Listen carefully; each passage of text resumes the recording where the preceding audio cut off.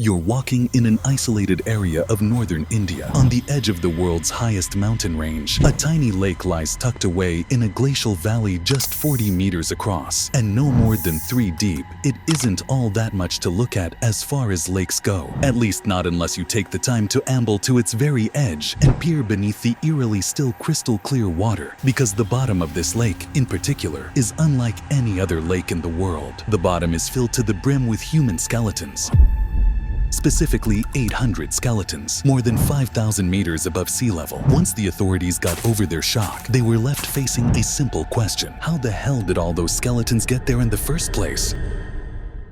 We will go over this mystery from top to bottom, from its discovery to the theories surrounding it, to the new genetic evidence that once again proves that the truth is often much stranger than any theory could be. Damn, I love these things. Okay, let's start. Most sources that you will find on this topic will tell you that the lake was discovered in 1942 by a forest ranger, but this is not entirely correct. The discovery of the skeletons at Rupkund Lake actually dates back much further. A British mountaineer by the name of T.G. Longstaff reported finding human skeletons at this lake in 1907, but the discovery of the lake itself actually dates back a little bit farther. The first reports from British investigators come from 1898. This is a very important note because all of these discoveries from the Indian forest ranger to T.G. and his Longstaff all took place during the colonialism of the British Raj, which lasted from 1858 to 1947. But like everywhere in the world that had people living there before the British discovered them, the oral history of this lake goes back much farther, and there are actually local legends about the skeletons at Rupkund Lake that are found in many of the surrounding villages and communities. We are going to get into those a little bit later, but before we do, let's talk about this forest ranger. The reason that this is attributed to being the primary discovery of the skeletons is because this discovery is the one that really drove research to the site, and the story goes a little something like this. The lake were first discovered in 1942 by a forest ranger working for the British, who still ruled in India at the time. It must have been a chilling experience stumbling across thousands of human bones strewn in and around a nondescript lake out there in the middle of nowhere. Unfortunately, at that time the data they had wasn't much. Initially, it's a remote mountain lake far from human activity. The skeletons inside are vast in number, and some skeletons still had flesh and soft tissue and hair, which means that these people died recently. Besides, some skulls that were examined had a small cavity in the forehead area, and another group had large fractures in the top of the skull. It seemed like these people were struck by something hard on their heads, which was the cause of death. Therefore, the first explanation proposed at that time was that these people were soldiers. Since the discovery was made during World War II, the first thing that came to mind was that these skeletons belonged to Japanese soldiers who attempted to invade India through the northern mountains. Afterward, they began looking for evidence to support this assumption. But with the first laboratory test using carbon dating, it was proven that despite the skeletons appearing recent, as we mentioned, some had soft tissues. The tests revealed that these skeletons were more than 500 years old. However, due to the very low temperatures and extreme dryness at the peaks of the Himalayas, the skeletons did not fully decompose. The researchers then returned to search for a new explanation for the presence of this massive number of corpses in this specific isolated place. Many theories began to emerge, including that these people committed mass suicide, or that they were soldiers who died in an ancient battle in this place, or that the period these people lived in was plagued by an epidemic that killed them all. Another theory suggested that these people died due to the harsh weather conditions in that area. For over 50 years, no one has been able to provide a single convincing piece of evidence to confirm or deny any of these theories. In the early 2000s, a research team from National Geographic decided to visit the lake and start studying it again from scratch. But this time, the study was more in-depth than any previous study conducted on the skeletons there. In a short time, their discovery dismissed almost all the proposed theories. Firstly, despite the strange fractures in the skulls that seemed to be caused by a solid object, the bones showed no signs of cuts, indicating they were in a battle. Therefore, the first theory was dismissed with conclusive evidence. As for the theory of the epidemic, it was also dismissed because the bone analysis showed that the skeleton's owners were in good health until death. Now, as for the theory that these people died due to harsh weather conditions. It's a logical theory because even to this day, despite the advanced equipment we have now, the weather conditions in that area make it an extremely dangerous place. However, this theory still doesn't explain the fractures in the skulls, which clearly resulted from violent blows that caused death. Moreover, the fractures are not the type that would occur in a mass suicide. Thus, the last two theories were also dismissed, and the question remained, what would cause this large number of people to climb to such a high altitude in the middle of the mountains, especially since the lake is a 5-day journey from the nearest settlement? Initially, there was no clear indication of the answer to this question, but after a period of research, the team arrived at an answer: Nanda Devi Raj Jat, a pilgrimage of the Hindu deity Nanda Devi, in which people would set out on pilgrimage journeys dating back to the 15th century. This pilgrimage is one of the most difficult religious rituals in all of India. Pilgrims walk a journey that reaches 280 kilometers, and along their way, they pass by this lake. Moreover, the team discovered that these pilgrims wore bracelets and carried wooden umbrellas similar to those found at the lake, and they also carried heavy loads tied to their heads at the front by a certain type of belt. Prolonged use of this type of belt was found to cause a cavity in the skull, and that's why this theory, when it was proposed, was entirely convincing to everyone and explained why so many people were in this particular place, why their skulls had cavities, and why there were bracelets and umbrellas but no weapons. However, it still couldn't answer the other half of the mystery, which is how they died. The information the team was certain of was that they died due to blows to the head, but what exactly happened, no one knows. The National Geographic team gathered all the data they had, and the first thing they concluded was that since this area of the Himalayas is known for its harsh weather, there might have been a sudden weather change at the time of the pilgrims' passage. A severe storm, strong winds, lightning,